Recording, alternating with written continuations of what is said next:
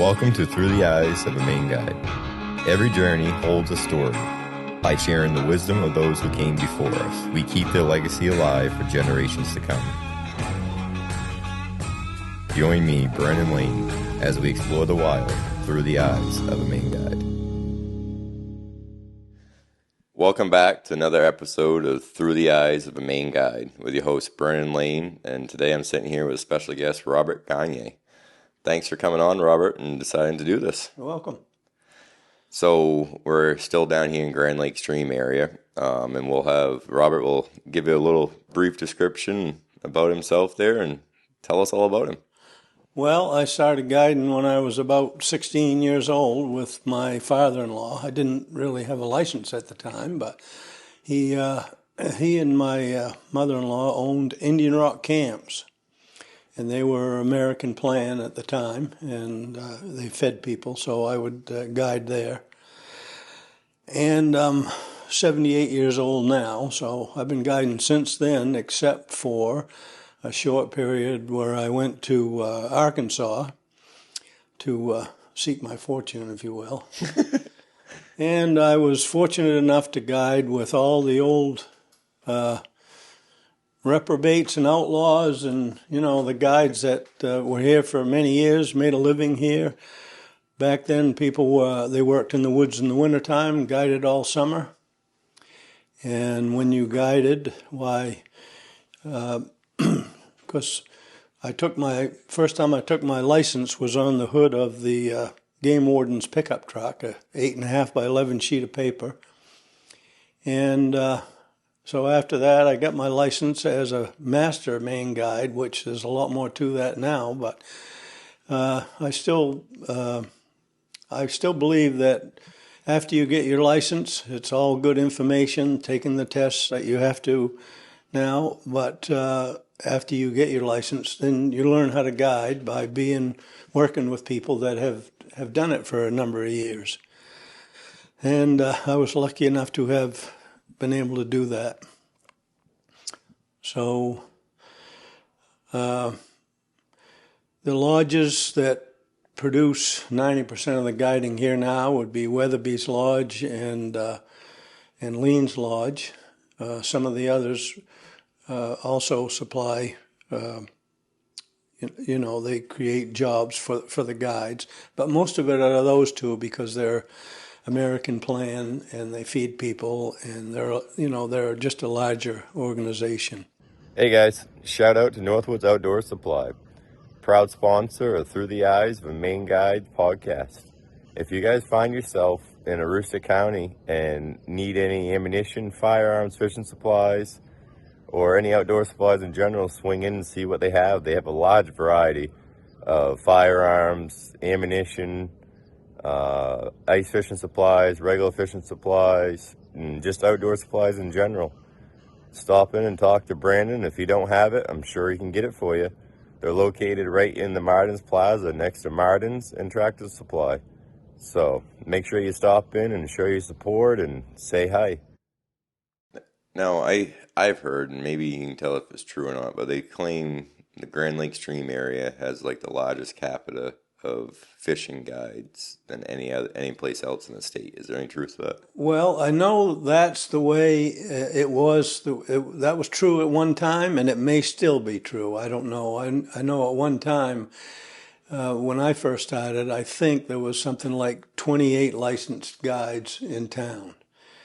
I don't think that's true anymore, but having said that, that's pretty good coming. Like Brian was saying earlier, that the population is like 90 people here in town. Yeah, it's changed a lot. What happened was the paper company owned all the land here, and they gave people a 1-year lease, and it went on so long, like 100 years, that people actually built their homes on a 1-year lease. And then the paper company sold all the land to a land development people, and they said one day, there's no more leases. You either have to buy your land or get out. And really, local people couldn't afford that, because the market value was 100, 20 plus, so they just couldn't afford it. What do you think the population was back then? Well, right now, maybe this is a good example. I drove the school bus for 2 or 3 years, and I had 38 kids on the bus, and now they have two. So that gives you some idea. That's probably at least Yeah, less than a third of the population here now than yeah, it was before. yeah, and most of them in the wintertime. I'd be surprised if there was 90 people here in the wintertime. That's crazy. Yeah.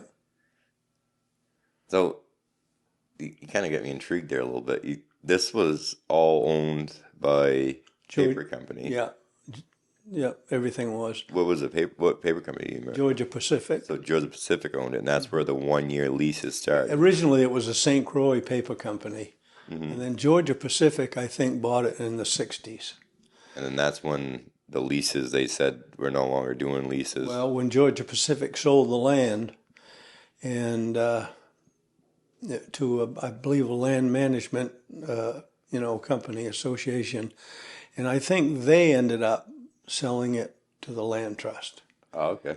And the land trust there's pros and cons about the land trust, but overall it's a good thing because our lake would be plastered and big homes, and now the land is preserved, and I think it's wonderful. It'd be 91 miles of shore that won't be developed again. Eh? Right. At least that's some part of the history and that will stay the same going forward. Yeah, exactly. Yeah. I don't know. That's my story, I guess. That's your story? Yeah. Okay, now I'm going to drill you for some questions. Yeah. So, you said you're 78, right? Yeah. And you got your you started guiding at 16. Yeah, I don't know when I got my license, probably when I was 18. But you've been guiding for 60 years, roughly? Yeah. And except for the few years I went to Arkansas. Okay, but still, it'd be safe to say over a 60-year span, roughly. Oh, yeah, probably. Now, what is the most drastic thing that you've seen change over the 60 years? Well, I used to guide, 100 plus days in the summertime, and you'd have to go 7 days a week to do that because it's a short season. And, we don't get the professional fishermen that we used to. I've guided, I don't know if you're familiar with Dave Whitlock. Mm-hmm. Guided Dave Whitlock, who to me was the best fisherman I've ever had in my canoe. He was unbelievable. But the gentleman that wrote the fishing, he stayed up to Leans. Al McLean. You ever heard of Al McLean? I've heard the name. He's been dead quite a few years, but I mean he was another professional fly fisher. Now that's that is the main style of fishing that it used to be. Like the destination for here was fly fishing. Yes, right? Yeah. None of these bass boats and the bass fishing, none of that stuff back then. Well, bass fishing's been popular for a long time here. Yeah. Now, when I started guiding, that was primarily it was bass fishing, smallmouth fishing. We've only had the largemouth for a few years, with the exception of Pokemoonshine Lake. Pokemoonshine has had largemouth in it for at least 50 years.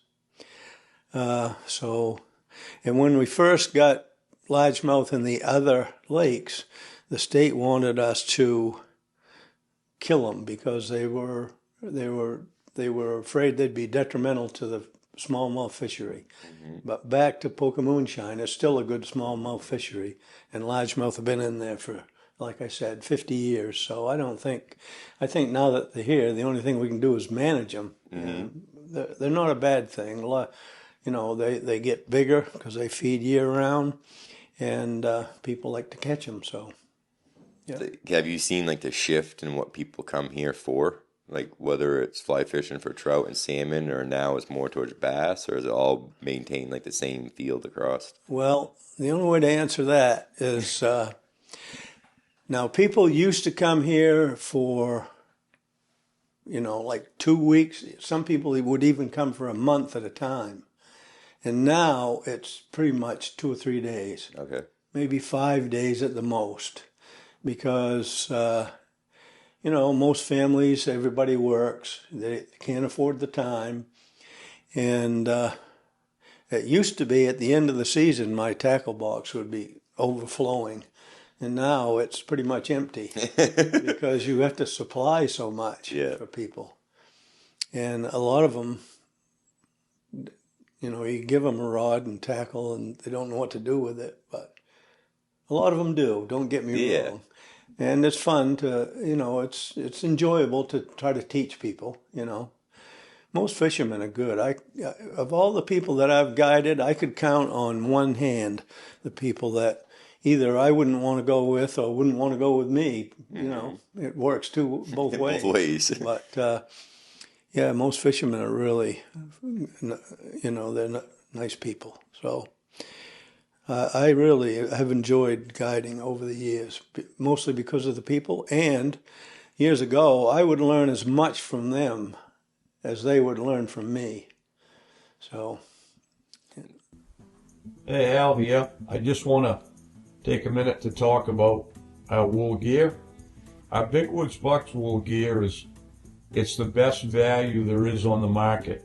We have 100% virgin wool clothing, whether it's our packs, pants, jackets, whatever. The virgin wool it's the natural fiber from the sheep, and it wraps into a tight thread. That's what makes it waterproof, pretty much wind resistant, and comfortable to wear. It's quiet for hunting, especially in the big woods. You can't find anything better than wool clothing. So we have ours. It's all made in USA with all U.S. accessories and everything. We've got years of experience guiding and it's thought that's going into this stuff. So we've tried to keep the average hunter in mind and kept the price point at where people can afford it. We hope you enjoy it. Wear your woolies, caught in his death. Because a lot of those people back then, they fished all over the world or all over the country. And here I was living in my own small world, and so there was a lot of knowledge that could be passed on and used with, when other people come to visit.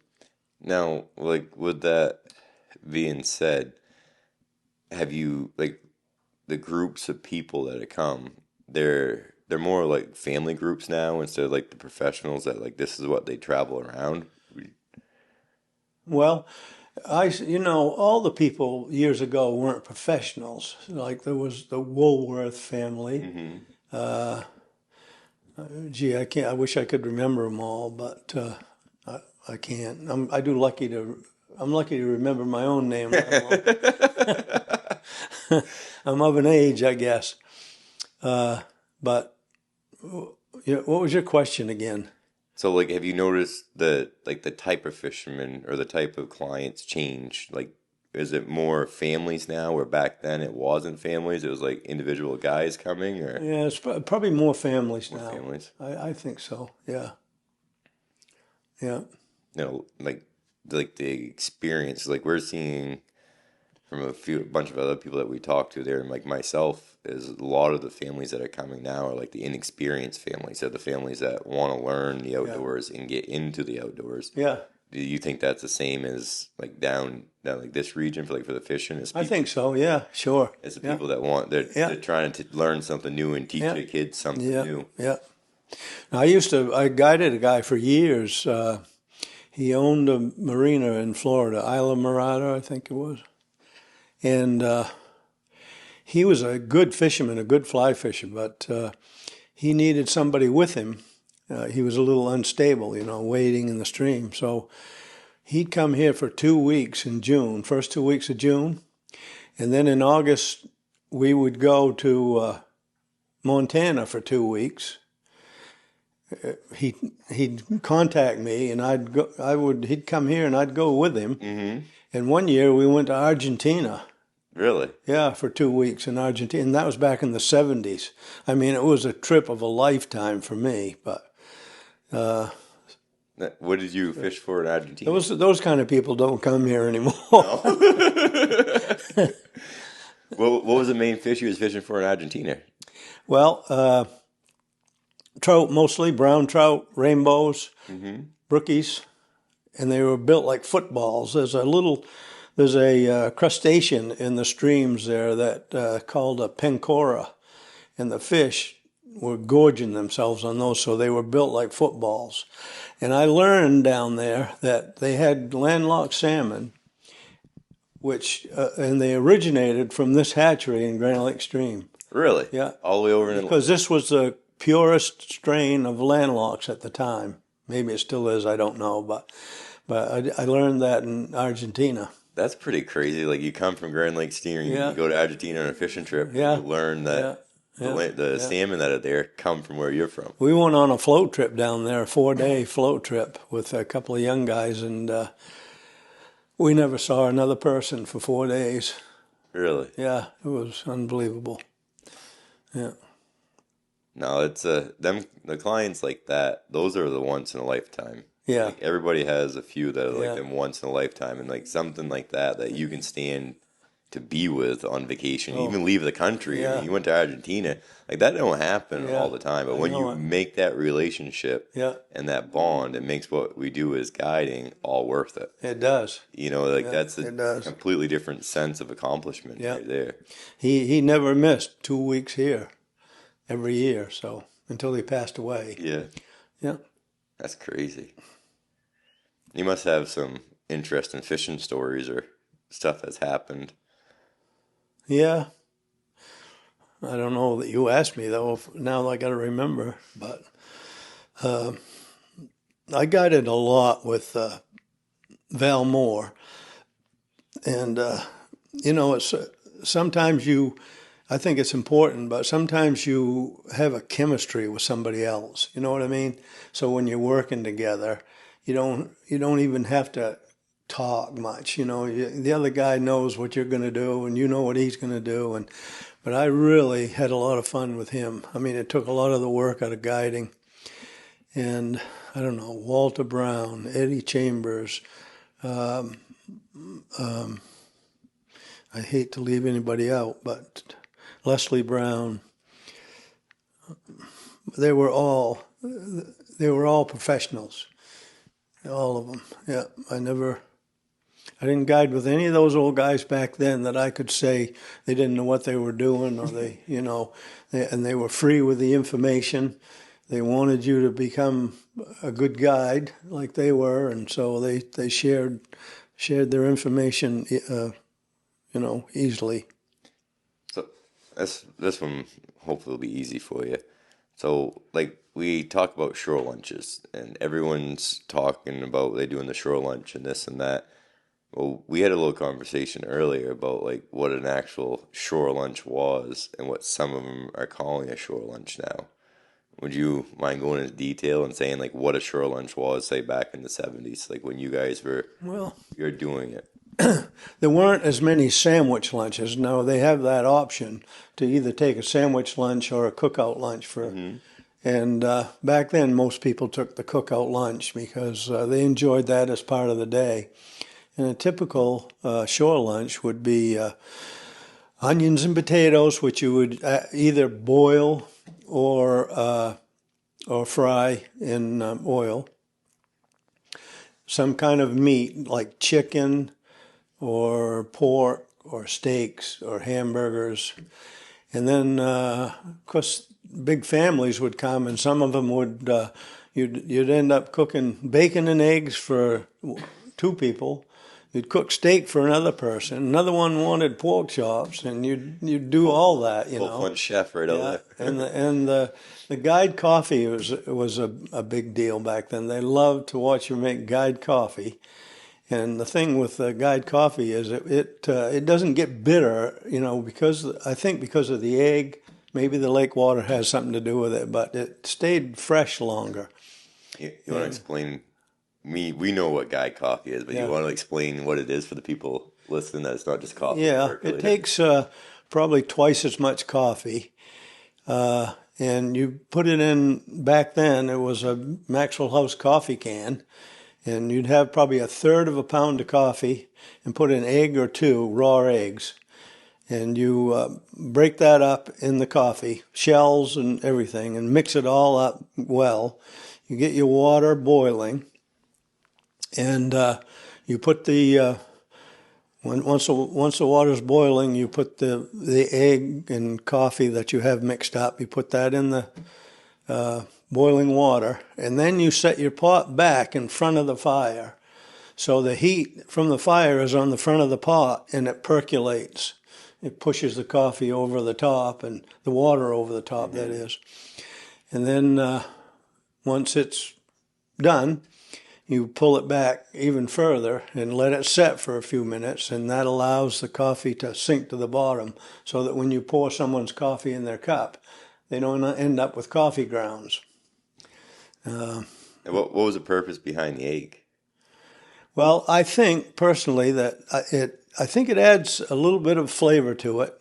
It keeps it so it doesn't get stale too soon, and it holds the grounds together so that they don't end up in the water, you know. I said that's what I was always told, is like the purpose of the egg was to help collect the grounds. So like as it was cooking, the grounds would collect to the egg and it would be less grounds in the coffee. I think it does 2 or 3 things though, but that's pretty neat. Like a lot of people, I mean, I guarantee you 9% of the people listening to this have never even heard of what guide coffee is. Yeah.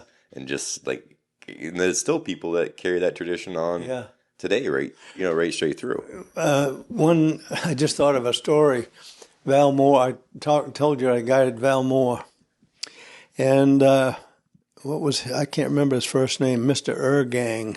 His last name was Ergang, and he was the chairman of the board of Lincoln Electric. And he came here for years with his family. And Val guided him every year. And I swear the 2 of them would argue the whole 2 weeks. And that was all part of the trip. I think they both enjoyed it. So one day we're cooking chicken, and it takes longer to cook chicken. So we had the chicken on there to get it started, and put the onions and potatoes in. We were boiling them, put them in a pot of water, and he set them back on the fireplace. So Mr. Ergang come over and he says, Val, he said, those onions and potatoes aren't going to boil there. And Val says, oh, yes, they are.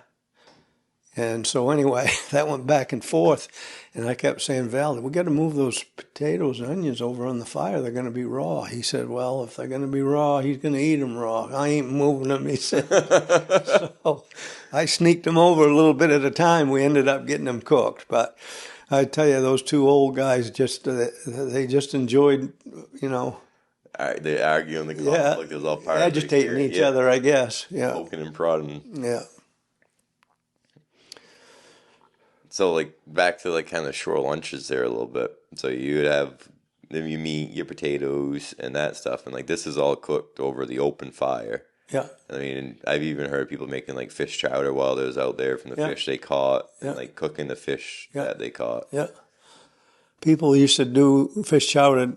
Some did it differently than others. But what I did, I used carnation milk. You'd cook your onions and potatoes, get them...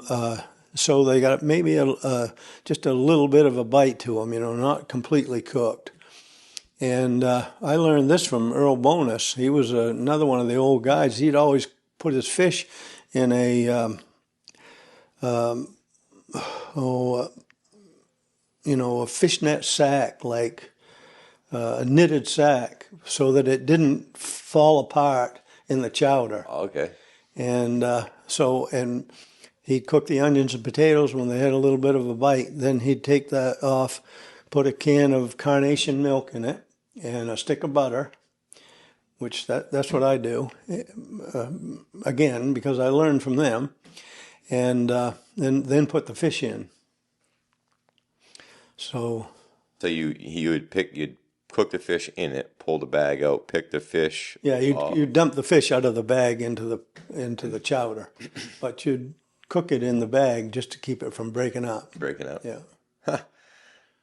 That's pretty neat. Yeah. Like a lot of that stuff. I mean, that to me, that's a lunch. Yeah. Like that's a little bit different than eating a cold cut ham sandwich or something like Yeah. that. Having Yeah. a legit shore lunch, and that's part of the memories, like the conversation and the camaraderie that's held while you're cooking lunch Yeah. and talking and that stuff. Like that's majority good part of the trip. Yeah. You know, for most people, especially nowadays, because I see it like on the Allagash, like when we're cooking on the Allagash and on the river and we're camping out there. Like I don't use propane unless I absolutely have to. Like we cook everything with wood fire, and people they're amazed like how you can cook stuff over a wood fire. Yeah.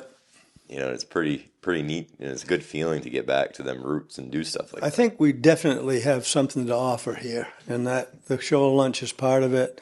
The smallmouth fishing, but there's something to offer. It's kind of I think it's a unique situation. Now, when I was in Montana, well, I loved fishing those rivers, but you spend a lot of time on the road because you floated a section of the river, and you'd have to travel back and forth to get your pick up. And then when you had lunch, it was just a sandwich on a rock. So it really wasn't it was just because you had to stop and get something to eat. But yeah.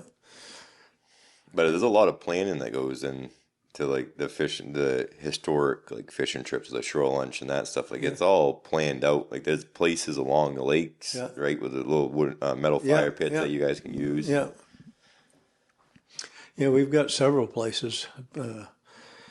And the guides, we make tables, put them out. The guides do all that. They go around in the spring, clean up the fireplaces and the lunch grounds and, get them ready for when people come. So, yeah, there's a lot of work in the off season too. That Mac Hurd, he's one of the guides here. He and his wife both. I don't know if you've interviewed them. Right. Sue. She's probably one of the best guides. I tried getting Sue. Yeah. We called, but that was a no-go. Yeah, Sue's a good guide. Her and Mac, her husband. Mac does a lot of work on the lunch grounds in the spring. Yeah.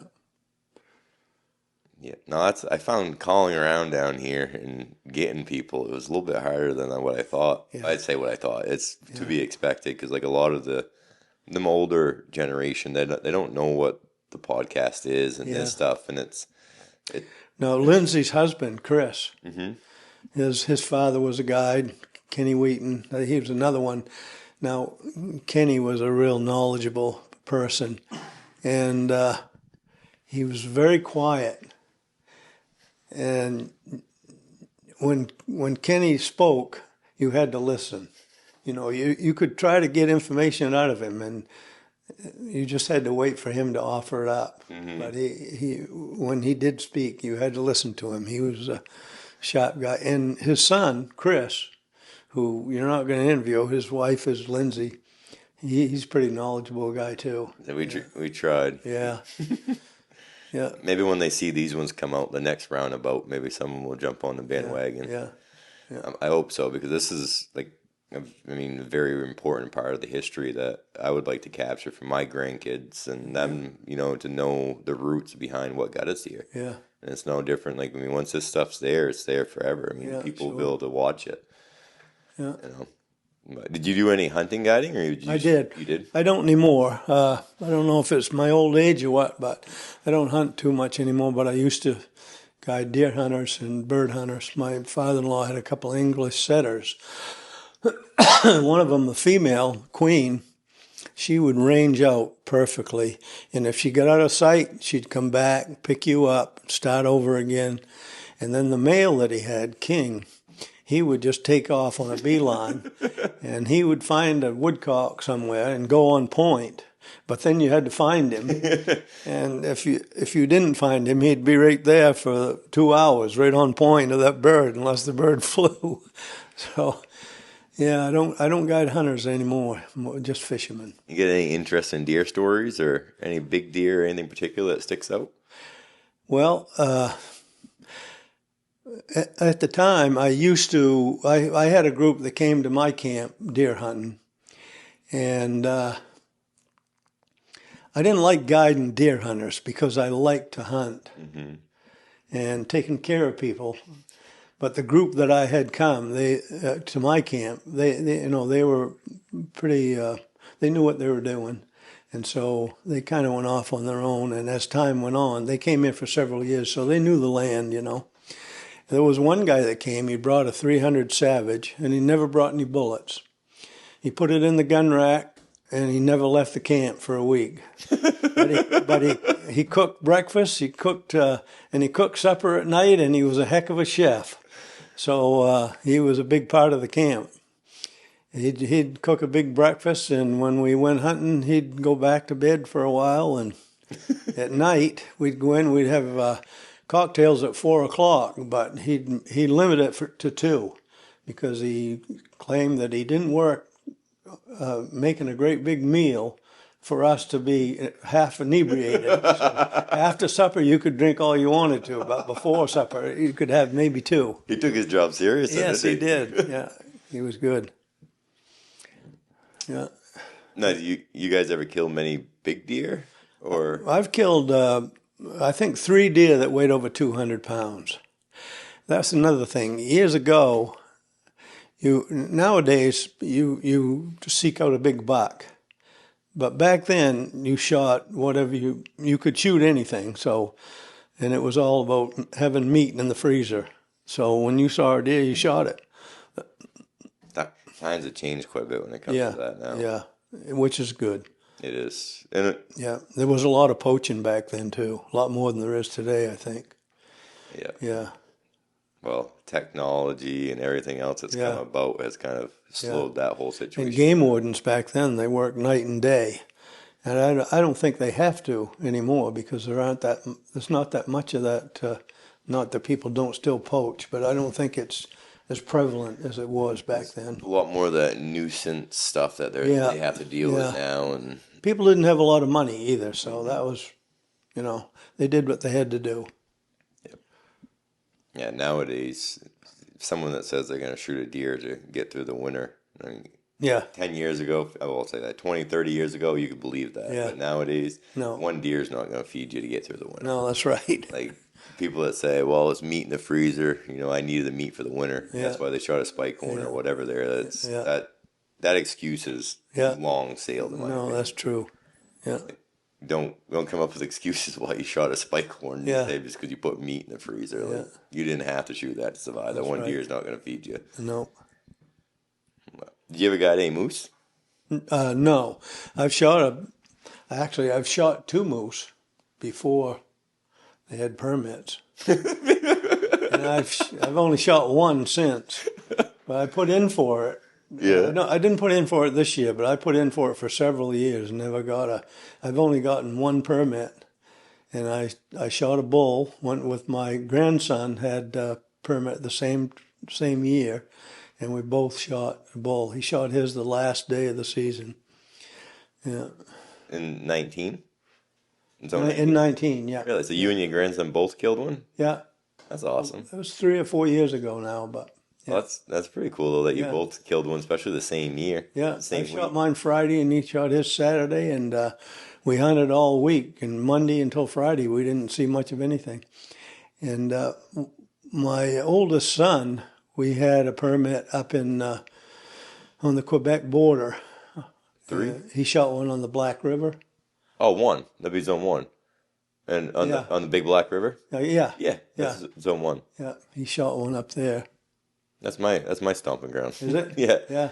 Well, we stayed in a cabin there that had burned. The game warden owned it, and he had sandblasted the inside of it to get the char off the walls. Okay. And he let us stay there for the week. How long ago was that? Do you remember? Quite a while ago. Oh, okay. Yeah, it's been a few years. Yeah. That's pretty. Oh, I was going to tell you, and he told us where to hunt, and we hunted for 3 or 4 days and never found any fresh sign. I said, well, tomorrow we're going to go on our own. And so that's the day that he shot the moose. It was funny because the moose come out in front of us, and we were on like a twitch road, right in 4-wheel drive. It was rough. And so my son was just young then. I said, he's trying to get to the river. So I said, I'll go down, turn the truck around.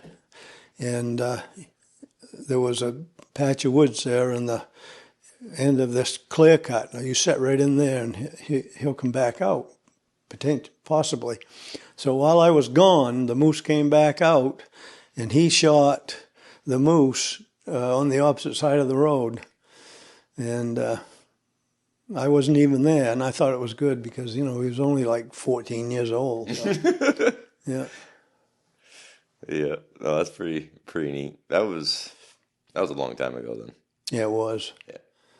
So I was trying to think of what camp that would have been out in that area now, and there's only one. It's a Border Patrol camp now, and I think that used to be the old Warning. Was it right on the river? The camp? No, it wasn't. Okay, because this one is right at the mouth of the. This was in the '80s, so I don't remember, but it wasn't on the river. No. Yeah, so that would have been right around the first start of the moose season. Then when the first season's. Yeah. No, do you do any? You said you do upland hunting there. Do you guys much for grouse down around here? Oh, or yeah. Just yeah. woodcock. Grouse and woodcock. Grouse and woodcock. A lot of people back then came for the woodcock. Seen it like up home. Everyone comes for the grouse.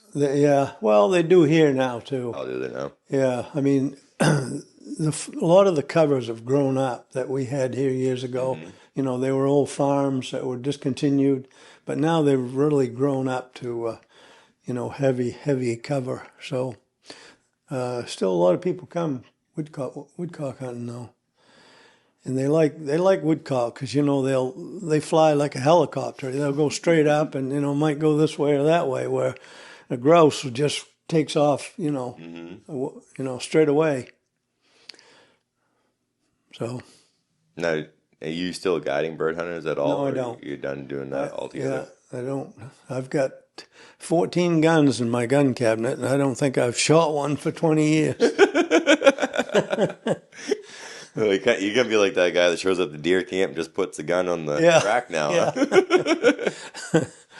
Yeah. You got any other interesting stories or anything you'd like to share? Boy, there's probably a lot of them. You must have some interesting fishing story where something happened. When you caught a giant fish or... Well, we've caught quite a few smallmouth, 20, 21, 22 inches. You ever sink a boat? Huh? You ever sink a boat? No, sir. No? I have never been upside down. You've never been upside down? Nope. And I think the biggest reason a lot of people do is, it's just not worth it in places to go wide open, unless you really know the water. So, like the river, down to the lamb farm, not very often I go wide open down there. Grand Lake I can, Big Lake I can. I mean, a lot of the other lakes I can, the Machias Lakes, just because I know them, Yeah. And I know the river too, but the thing is that there's just stumps and a lot of structure everywhere. And you never know. I know a few guides have been upside down, lost their motors, put their people in the water. And this is another Val Moore story, and I won't use any names, but we were down at the town dock waiting for our people. They were staying at Weatherby's, and they were going to walk down over the hill and meet us, and we were going to fish Grand Lake. And there was a young fella that had just got his guide's license, and he kept his canoe on the other side in the boathouse. And his people were already there, and they were waiting for him to come across. And he motored across with his canoe, and just before he got to the dock, he made a quick turn, and when he did, his canoe went right upside down, and he went in the water. And Val Moore was standing on the dock, and he was smoking his pipe, and he turned around to those people and said, "Your guide's here." You had to be there, but I'm telling you, it was funny. I bet their facial expressions were something. Yeah. They weren't laughing. "Your guide's here," he said. Did they end up going with him? I don't know, to be honest with you. I can't remember. I think so. He probably, got his canoe and dried it out. And Your guide's here. Unfortunate, but anyway, things you learn when you're young, I guess. Now, so if you had one thing to leave a lasting impression on someone younger that's trying to get into the guiding industry and wants to guide, what would you give them for guidance on what to do? Well, this is a selfish answer, I guess, because I live in Grand Lake Stream, so I wouldn't send people somewhere else. I'd keep him here if I could. No, I mean someone wants to guide. Yeah, well, that's if you're a guide. I'd try to keep people in town, and when you are guiding, you want to do whatever you can to make those people enjoy their days so that they'll come back. Whatever you can do to bring them back. So with that said, you can't just be there for a paycheck, and you got to be good at what you do. So I think you need to be good at cooking, and you need to be good at fishing. You need to be good at all of it. All the things associated with being a guide, I guess you need to. And you can lean on older people. You learn a lot on your own, but and some of the older people can teach you bad habits too. So you got to kind of weed that out and learn from the best. And you take the core principle of everything and tweak it your own way. Yes. To figure out, because if I learn 10 bad things from you, that's just as instrumental to my future as if I learn 10 good things. Exactly. Yeah. So you got to take the good and the bad and separate it and make your own little thing. And people are different. Some people enjoy things. I mean, a lot of people just can't wait for the shore lunch. And that's a big part of their day. So you got to make that a big part of their day. And it's a little thing sometimes that go a long ways. Yeah, that's true. The little things, like if someone don't like egg whites or egg yolks, bring them 2 eggs or whatever without it, and that right there was a lasting impression. I had a man, his son, a few years ago, and the young fella, he took a repeller out of his tackle box, and he said, "Is this any good?" And I said, "Is it a floater or a sinker?" And he put it in the water and said, "It's a sinker."